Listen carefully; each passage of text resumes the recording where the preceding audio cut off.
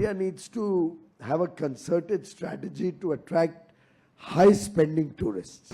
By and large, the hospitality industry is doing very well these days.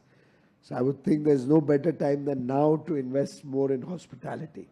We've seen a significant increase in international tourism also, though domestic tourism is really booming. But international tourism also has probably doubled in the last 10 years. But certainly we can't be happy or satisfied with that. Government is very seized of it. We are conscious that we'll have to bring better connectivity into the play. We'll have to make sure that our tourism sites provide that enabling environment to attract and really make the experience more enjoyable. In the last budget, if I'm not mistaken, there was an announcement for tourism focused at 50 areas, 50 new destinations. And I'm sure my colleagues would be working on that. Having said that, one big challenge before us that I would also like you all to reflect and give us some thoughts on are two. One is, of course, all flights are full.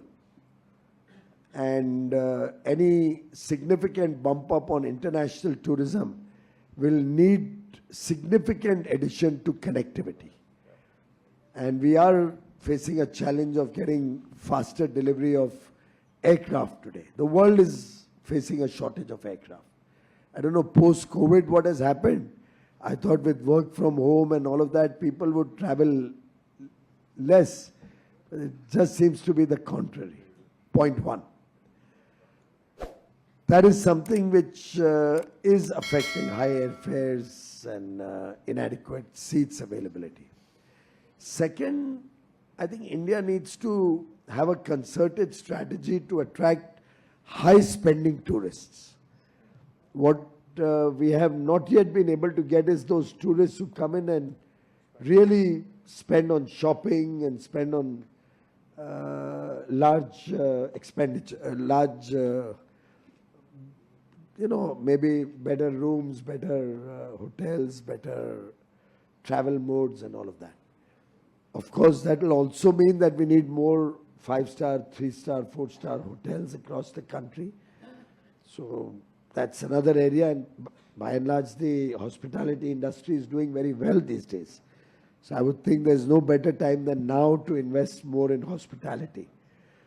Delhi is seeing significant investments, but end of the day, as a capital, my sense is that political, diplomatic, and business travel will take up a lot of the available resources or available destination capacity right now. We really need to bump up private sector investment also in the associated infrastructure required to support tourism. Maybe more airlines, maybe more aircrafts, maybe more better facilities to stay and travel, and it'll be a joint public-private effort.